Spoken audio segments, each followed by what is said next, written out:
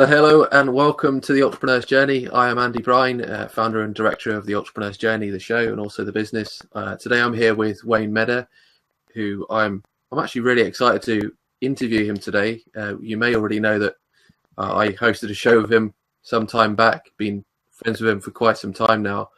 But it's really been a pleasure to actually be able to actually interview him today on the show, because he's got a journey that I've been able to follow with from the very start, and in some respects be a part of as well. So it's been a real pleasure. But for those of you who are tuning in for the first time, I'm just going to give a short snippet and a brief insight as to what the show is all about, so that hopefully you'll tune in again soon. So the show is called The Entrepreneur's Journey because we interview entrepreneurs and people from all around the world to uncover their story and journey to, you could say, success. But uncover their journeys from where they started, their humble beginnings, all the way through to where they are today. And in fact, today we're going to actually talk about Wayne's journey, where he has been cycling from Alabama all the way through to San Francisco. And I remember talking to him last night, and I thought I'd worked out the miles. So I said, "It's amazing that you've ridden 2,300 miles about that, isn't it?" And then he said, no, I've actually ridden 2,800 miles. And I was like, wow, that's amazing. So it's going to be great to find out about his journey, his story, and how he's gone on along the way. So Tell us a bit more about yourself, Wayne, before we get started on your journey and what you're up to at the moment. Yeah, well, I'm a simple guy. You know that. I focus on trying to live more sustainably every day than what I did the day before. And that's through all different avenues. But the main thing that I'm learning through this trip, and we'll talk more about it, is the mindset shift that's happened within me about humanity and the hope that I think that we will have. So, but anyway, I started a World for Change TV, and you and I've had a show before together, and we've hosted other live events, and it's been an incredible journey so far. But the next thing that we did as an organization really needed to be much larger than the one before, and than anything we've done before, and that's where this Trek for Change came about. And so we kicked that off back in on June 1st. We kicked it off, and we'll talk again more about this in a minute, but I had an accident on June 2nd, had to do a recovery period, and left again in the middle of July. And it's been an incredible journey, and it's really starting to change some lives. Excellent. Let's not go too far into the journey too much at the moment, because we'll get through the whole show. But yeah, I remember speaking to you. Wanted to go back to, first of all, when you thought about taking this trek on board. Was there something within your mind that said, "I for some reason I feel like I need to go on a trek from one side of the States to the other"? You know?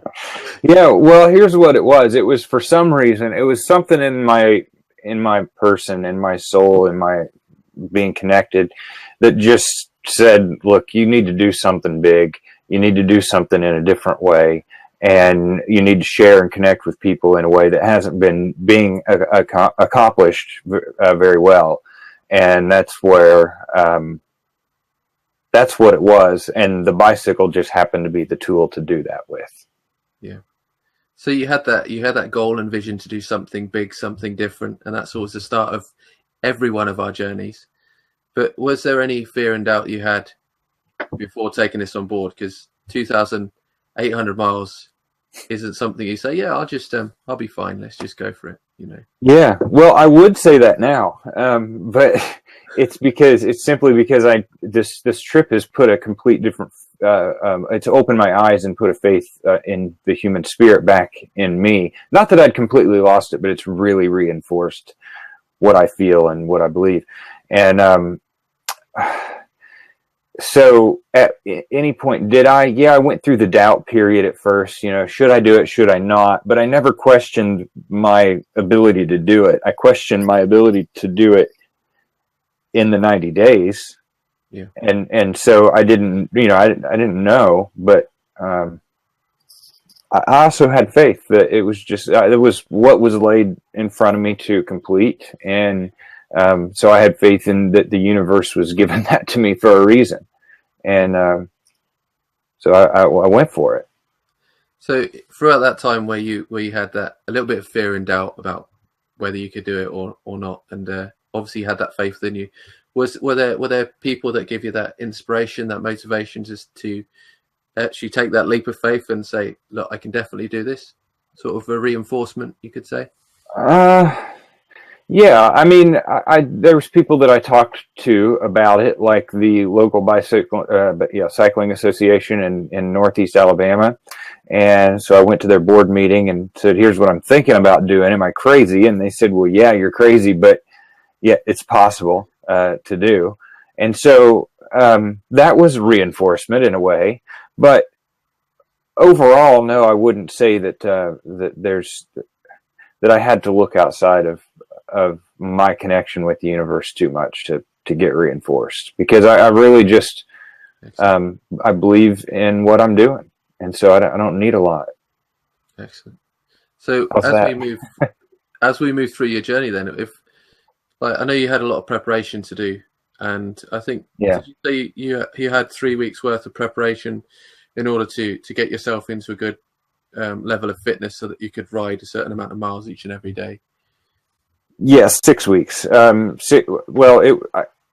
got the bike, I think, 5 to 6 weeks before, and I started to train and figure out the whole cycling thing up until June 1st, and then I had an accident on June 2nd, the second day that I'd left. So then I recovered for 3 weeks, and then I trained another 3 weeks, and then I left. So, excellent. Because I was going to ask you about that. Now you've gone and you've started your journey. You started your trek on the 1st of June.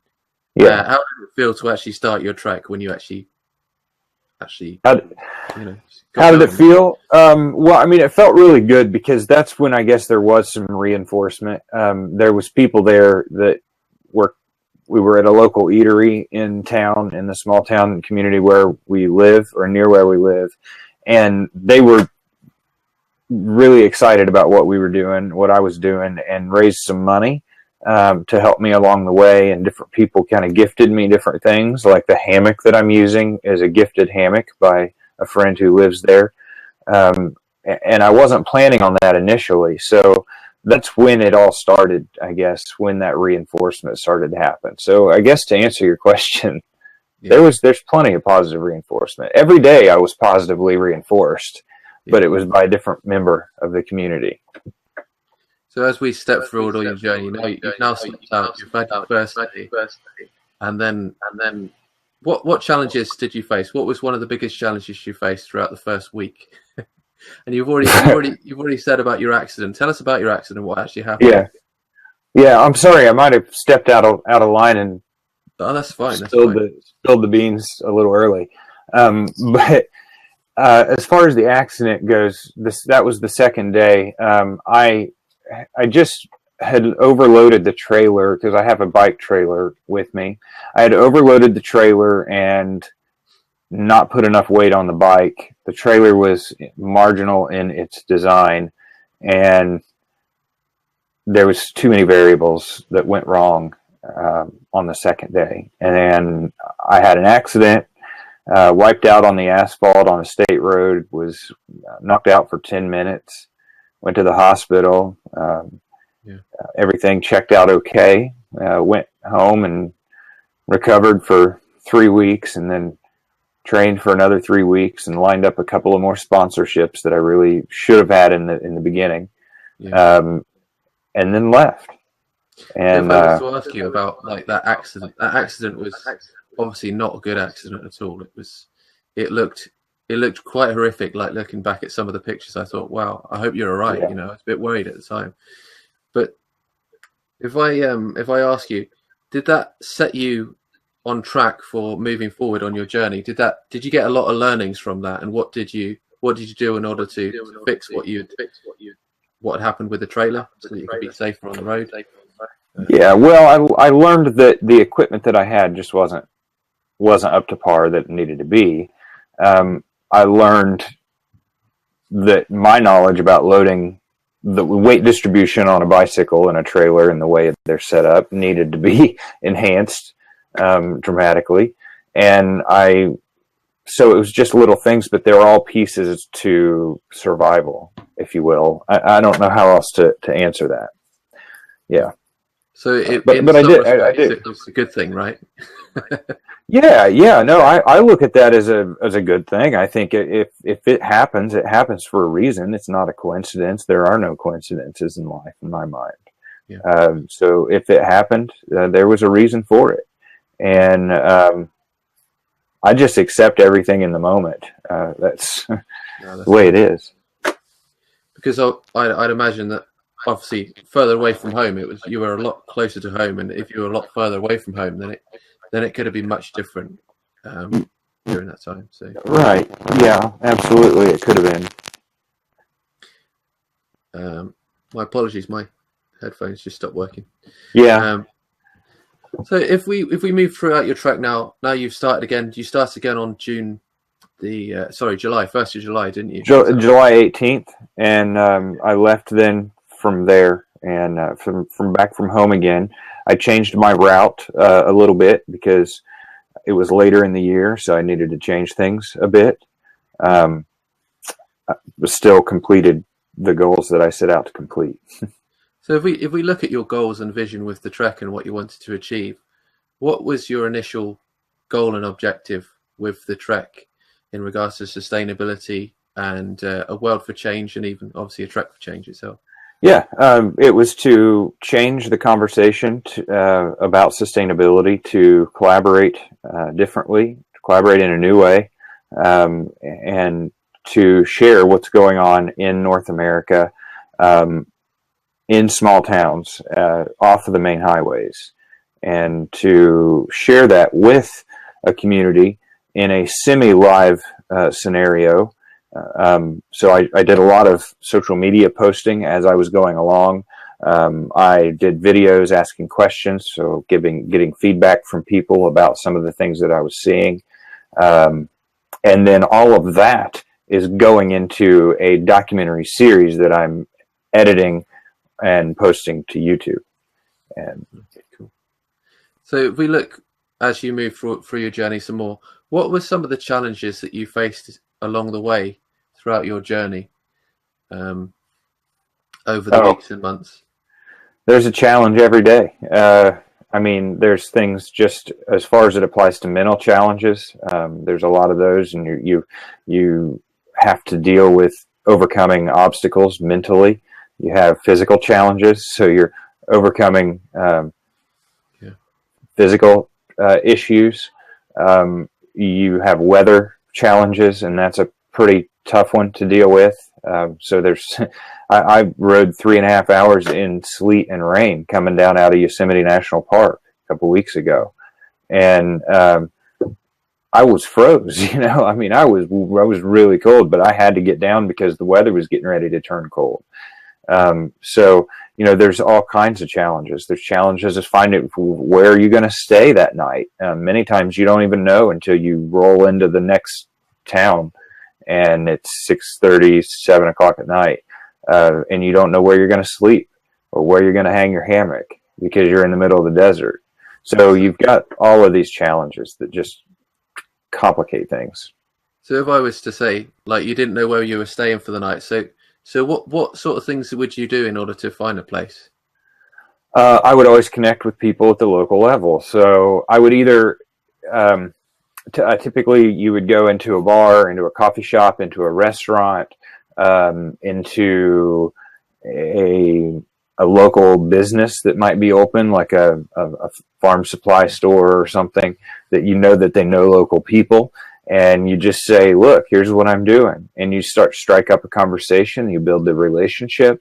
And then you say, well, pretty soon they ask you, well, where are you going to stay tonight? How far are you going to go? And you say, well, I was thinking about staying here in this town. You got any ideas? Is there somewhere that you suggest that I could maybe go hang my hammock or, something like that? And then pretty soon they're throwing all kinds of ideas at you, or like has happened many times, somebody often says, well, I've got my fifth wheel camper out back. You can go stay there. Or we've got a spare bedroom. You can come just stay at our house. Or you never know what's going to happen.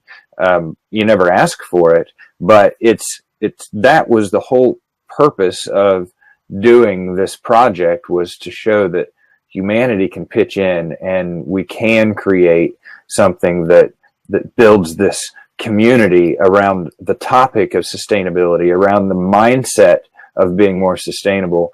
And we're not so focused on things like alternative energy. And I thought it was going to be about that. I thought it was going to be alternative energy and green, locally grown produce and non-GMOs and sustainable business practices. And it turns out it's so much more than that. It's not really about those things at all. Excellent. It's great to see the human spirit come out when you're obviously looking for a place. People always come to your aid, Yeah. And I was going to ask, were there people along your journey that I said before were your inspiration, but along your journey had inspired you and maybe motivated you? Yeah. Oh, definitely. I ran across a lot of people, and I was inspired and motivated by somebody every day. There's literally a story for every day. If I was to ask you, if there was one person, I know there's always so many people. If there was one person that you met and you connected with, and you really loved their story or what they were doing, would there be one person that you could maybe pinpoint out, possibly? Oh boy. Not really. I can't. There's no possible way. I tell you, there's one individual that stands out to me because they just do. I don't know why. Well, I do know why. This was a geology professor, and I met him at Natural Bridges State Park. And I stayed at Natural Bridges State Park that night. I rolled in. I rode 5 miles back into the park, downhill, to get into the park. And the campground was full. And I just didn't have the energy to go back out of the park that night and find somewhere else to go stay. Mm-hmm. And so he says, well, I'm a cyclist, you can stay with us. And he had a whole campground filled up with his students. And they were taking their students on a 16-week semester tour of the western side of the United States.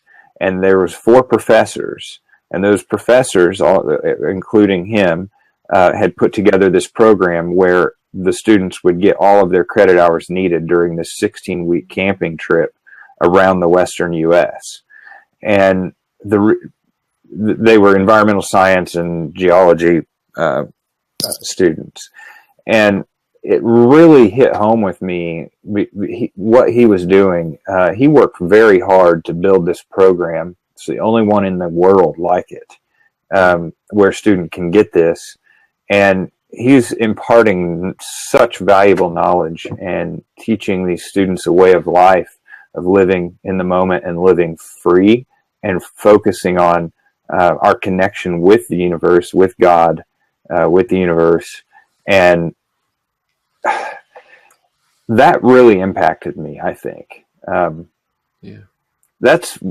I knew at several points that everything was just going to be okay, but just seeing him impart that into this large group of kids over this 16-week period is really interesting. Yeah, that's awesome. That's awesome. So if I was to ask you then, was there a moment throughout your trip where there was a shift, where everything sort of changed for you? Everything sort of you could say feels like it came into place, and everything sort of locked in place and felt like it all came together,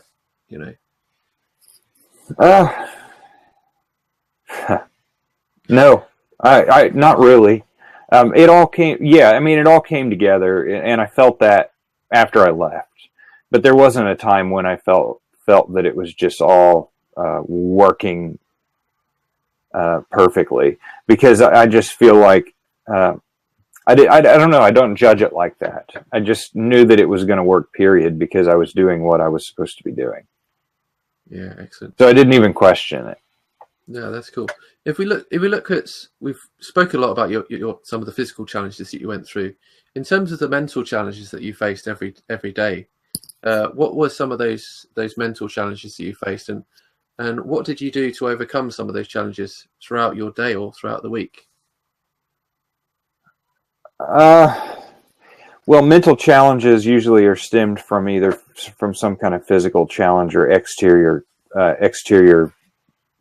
influence, and so you have to figure that out and what it is that's cueing your mental doubt and your mental challenges or your mental issues. And then once you figure that out, you can address that other specific issue, like wind or rain or pain or discomfort in any area can cause you to get mentally discouraged. Riding up hills, large mountain passes, those kinds of things, that can be extremely challenging. And especially when you're carrying much more weight than most cyclists would carry across the country, it's definitely challenging. So there's a lot of mental stamina that's needed to make it to the top of Wolf Creek Pass in Colorado at 10,850 some feet. With 45-mile-an-hour headwinds and 40-degree temperatures. You know, it takes you 6 hours to go 10 miles. It's just, you know, you push for 2 to 4 miles up the pass. It's incredible, like some of the stories you shared with me over the time. And I remember speaking to you one night, and we were looking, I think you're Bullfrog, weren't you? And we were looking at your trek over the next day, and I said, so where are you riding to the next day? And where was it? Somewhere up the Burr Trail. It was 69 miles of nothing, no human contact, and 20 to 25 miles of that was gravel. And there was a switchbacks in the middle of that gravel section that's 1,000 feet elevation climb in less than a mile. And I was just thinking about that earlier. I was like, so you're looking at riding 60 miles in a day, and then you had an elevation of 1,000 feet in that day as well, or it might have been 2,000 feet, but there was that specific place where you had 1,000 feet incline. It's crazy, wasn't it? Absolutely insane. Yeah. I just put my Instagram, if anybody wants to check it out. Hi, Wade, how are you? If anybody wants to check out my Instagram, I put the username there, and I've got pictures of the switchbacks that I came up 1,000 freaking feet in less than a mile. It was huge. And but those and it was hot in the middle of the desert, and that's just what I'm talking about. It takes mental stamina, and it's a challenge, but it's so worth it. So if we look towards the end of your journey now, last week it was the time that you came into San Francisco for the first time. Yep.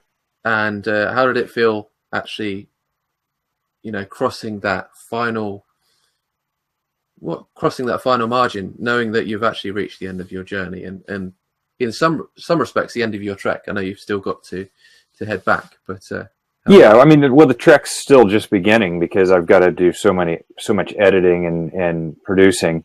But as far as how did it feel, it felt good. But it didn't feel like something that I expected to just be this. I don't know. I didn't expect it to be anything major. It's just another day. I expected it to happen. I knew that I would be able to complete it, and that's it. I didn't question it. It's just another day, and I'm out here now building relationships with businesses, executives, and other businesses for next year's project that I'm working on. So excellent. So now looking back on all of the things that you've learned along your journey through A Check for Change and A World for Change, what have you learned now that now you're giving back to others through what you've learned? And if I was to ask you, who are you now after your trek? Would you see yourself differently? Oh yeah, I mean, I think everything about me has changed. I mean, at least everything about my perspective has changed. I'm so much more laid back. I'm not at all worried about what's going to happen in the future. The fact that the community came together and supported my trek financially. That's the only way that I made this, was through financial contributions. Double Dog Farms is in here too. It's nice to see you, buddy. But people like that who have donated $10 here, $5 there, $50 here. Some have donated hundreds to the trek, and that has reinforced the fact that humanity cares about this issue, and that what I'm doing is valid, and what the work that I'm doing is valued among humanity and among my peers. And I believe that I should be able to do, and I think we all should be able to do, what we enjoy and get paid for it. And some of you might grow food and sell it to your neighbors, and I'm out working hard filming and creating content, and in turn I'm hoping to live and grow the business based on that. So if I was to ask, why do you do what you do now, and who are you now giving back to? Well, I feel like the whole trek is giving back to the world, even though I was supported by the community. So I was taking, or receiving from the community. I believe that was so that it could enable me to give back to the world, and it was the community's way of just using me as an avenue to create a better future and a better planet. And so one of the motivations for me is I want this place to be a better world for my kids and my grandkids. And right now the trajectory that we're on isn't a good one. And I think that the consensus across the United States, small town and large town North America at least, the consensus is that we're not on a good trajectory, and that things are bound to change or need to change. And we need to somehow organize to make that happen, and to make it happen effectively. And so I'm working on next year building out a sustainability event that everybody will be welcome to join, where we will do a camp. And Andy, you and I have even talked about working on it some together, but where it'll be a camp where you can come and join for 3 to 4 days, and we'll have keynote speakers that can speak to all different areas of sustainability, whether that's sustainable business, sustainable food, organic produce, locally earned produce, future economies, future currencies, etc. And we'll have this experience, and then in the evenings we'll be able to collaborate around a campfire, if you will, have a guided collaboration. And so that, to me, is where we need to go as a society, is to work with each other from that perspective. And that's really what this whole project, how it was pulled off in the first place, was through community collaborating and just using me as a way to achieve it. Fantastic.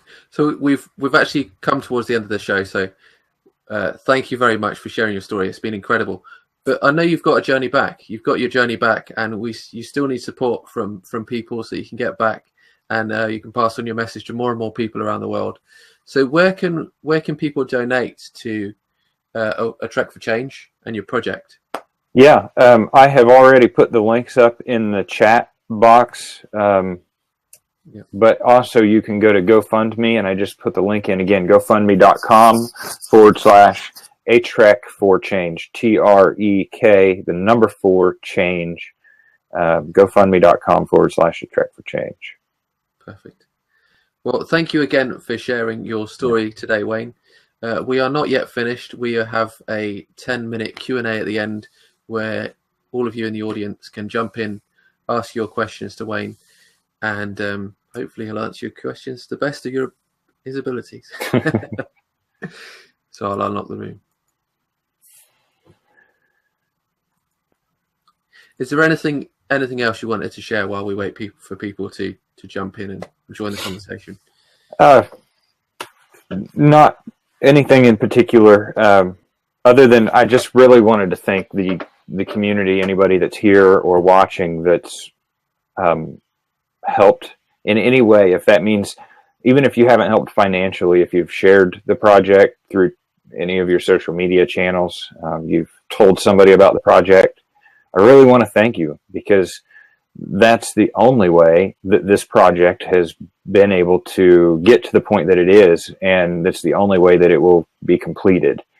I just talked with a documentary filmmaker yesterday, a couple days ago, and yesterday as well, and he's working to help connect me with the right producers that will be able to take this content and make a very nice, good quality documentary film.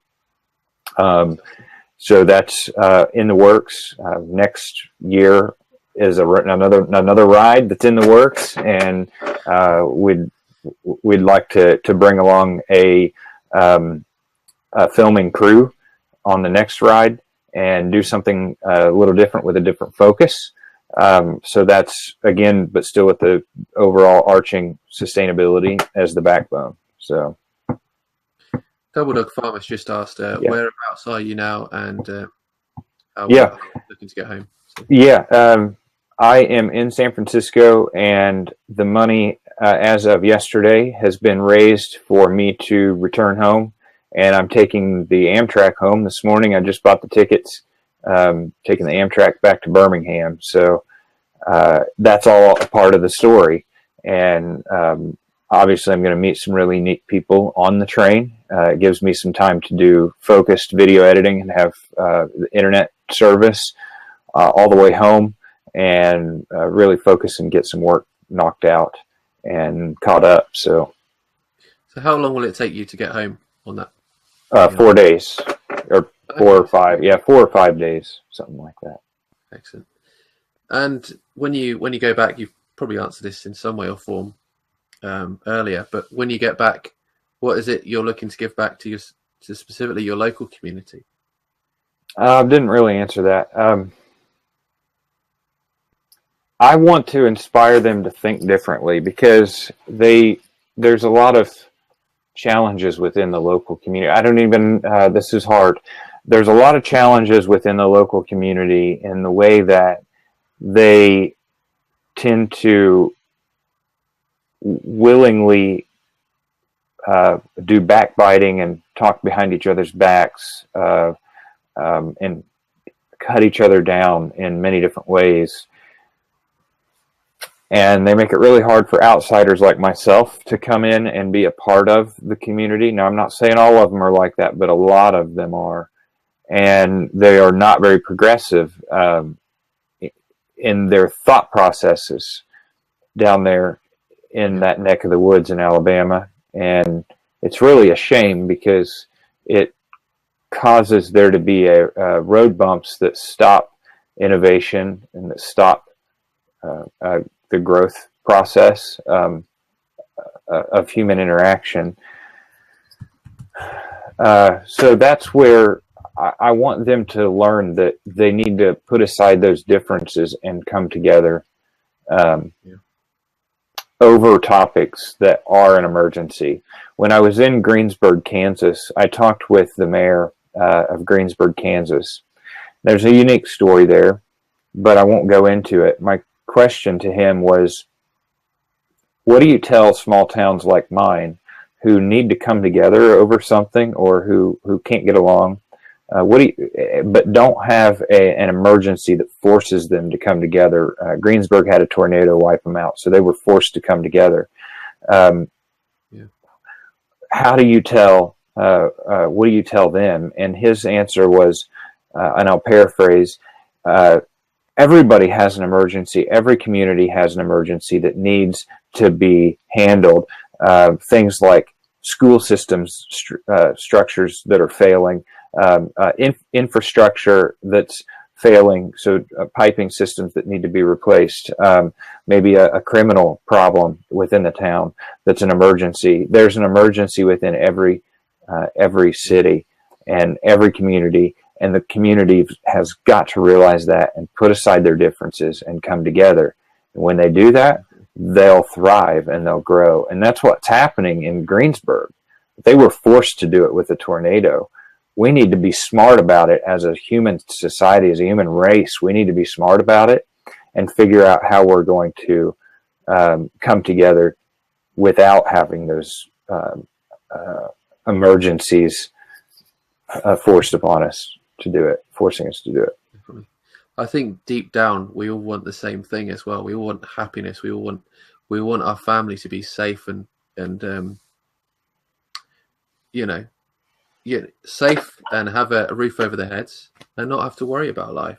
Live in a place of comfort. Each one of us have very similar needs and wants, and once we realize that, I think that's when we can come together and really make that change. Yeah. Yep, absolutely. I completely agree with that. Again, it takes people doing it together.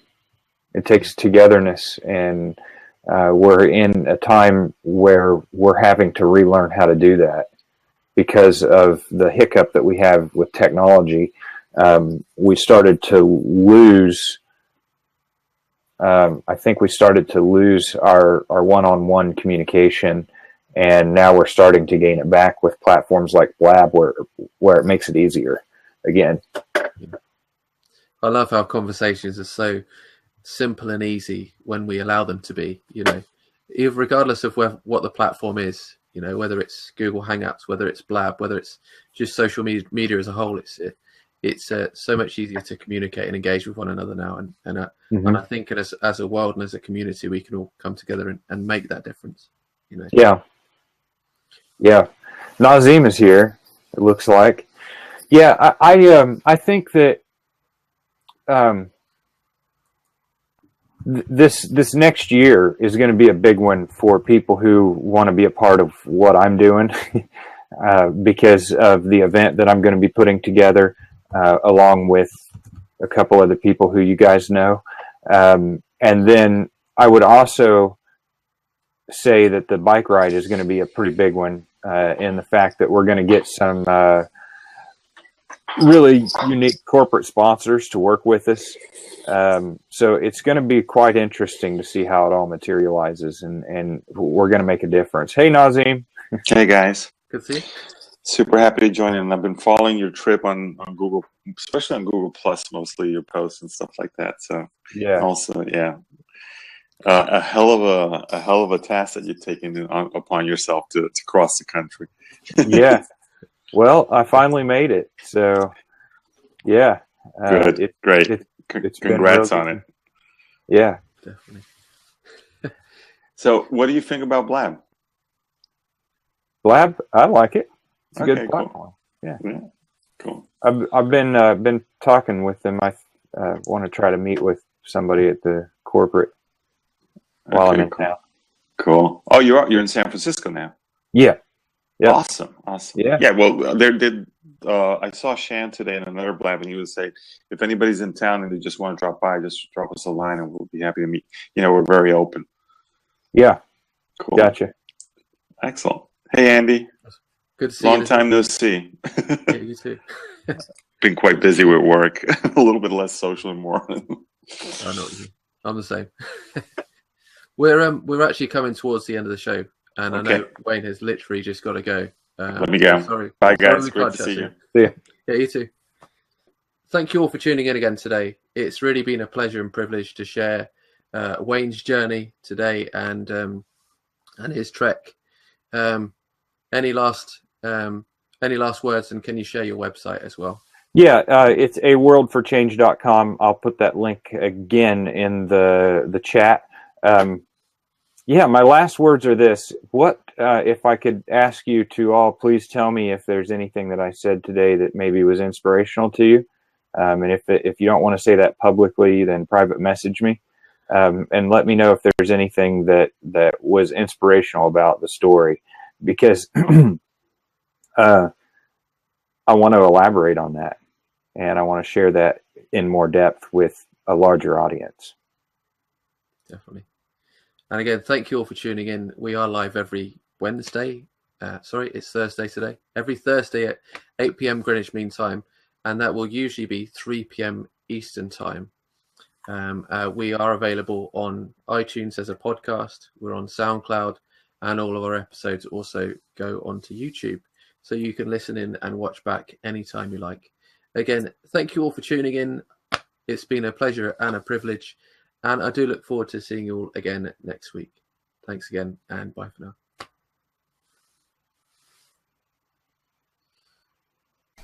The Entrepreneur's Journey. Create your empowering business story. Interviewing successful entrepreneurs from around the world to share their inspiring journey to success. Tune in live every week for your weekly dose of inspiration. Visit www.theentrepreneur'sjourney.tv for previous episodes.